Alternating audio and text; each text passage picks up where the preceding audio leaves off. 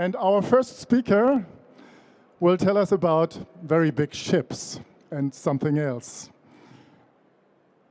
And the title is, we have it here, but I will read it.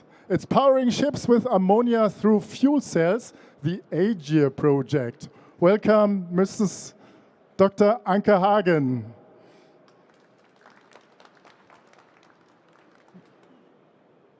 Do I have to start? Okay, working? Good. Thank you very much. It is my great pleasure to share today with you our Aegir project, powering ships with ammonia through fuel cells. I will start lining out the challenge in the shipping sector, and then I will present what our concept is in the Aegir project, which technologies are behind it, and how we envisage the final system. Starting with the challenge. The challenge, I can start speaking while we are getting the slide.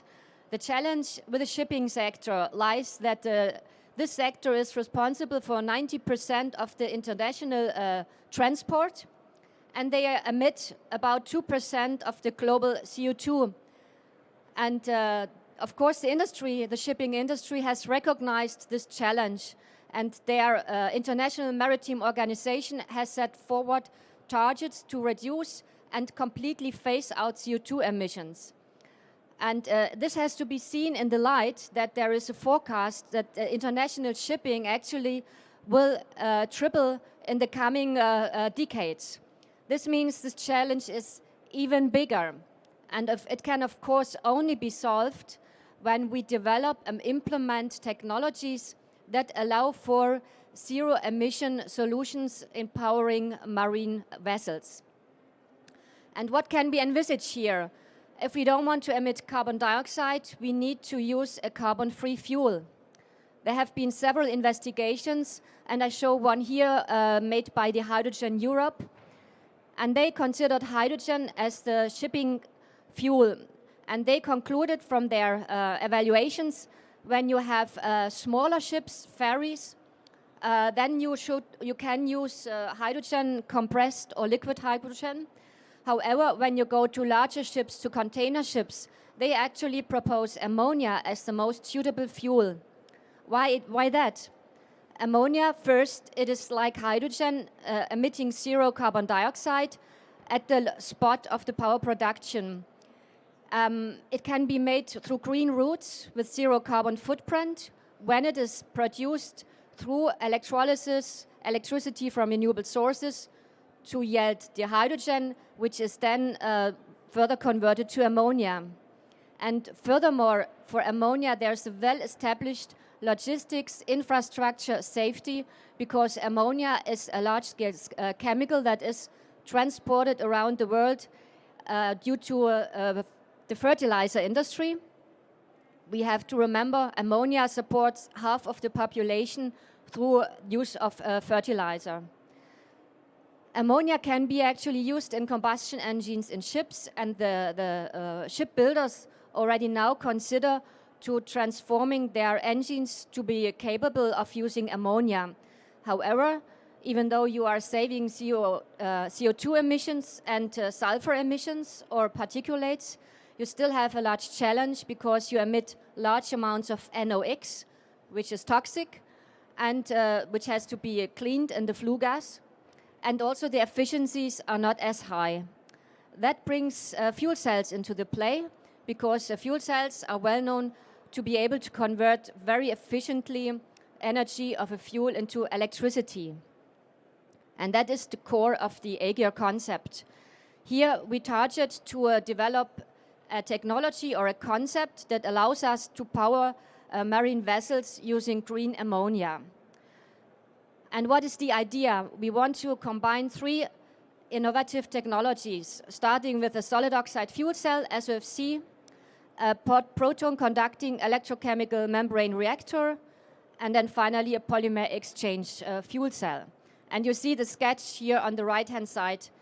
We want to use ammonia as fuel, and we only want to emit steam when we drive the vessel. And what we believe we can achieve with this concept is we can increase the electrical efficiency, we can go down with the system volume and weight, and even more important, we can reduce or even completely reduce to zero emissions of NOx and CO2, which in the case of NOx would save a large part of the cleaning, flue gas cleaning on the ship. I will now go into the technologies, just to give you a glimpse of the consortium behind the project. We are from the northern countries, Denmark, Norway, Finland, and we are composed of academia and industry covering shipbuilders and also those who develop the core technologies, which I now present very shortly. First, the solid oxide fuel cell. You might know we are in the hydrogen fuel cell exhibition. The solid oxide fuel cell is one type of fuel cell where the electrolyte is made of a ceramic membrane, which allows oxygen ions to travel from one electrode to the other, where on the fuel electrode they combine with the fuel hydrogen to yield steam as a product, electricity and heat. These ceramic fuel cells operate at temperatures around 700 degrees centigrade, which makes it possible to use, in addition to hydrogen, also other fuels. For example, ammonia. In fact, the ammonia, when entering the fuel cell, is cracked into nitrogen and the hydrogen acts as a normal hydrogen fuel. In that way, the solid oxide fuel cell can provide hydrogen, it can provide electrical power, and the heat management will be balanced, that the heat generated in the fuel cell can be used for the ammonia cracking. This would be the first technology seeing the ammonia input. The next step would be to clean the hydrogen that we are forming with the fuel cell, with the solid oxide fuel cell. Here we propose a proton conducting reactor. Again, we have a ceramic membrane here in red in a tubular reactor, which only allows protons to travel through the other side where they combine to hydrogen. In that way, we expect to achieve hydrogen with a purity suitable for PEM fuel cells, which would be the next step in the concept. And the fuel cells, PEM fuel cells, are probably best known here in this field.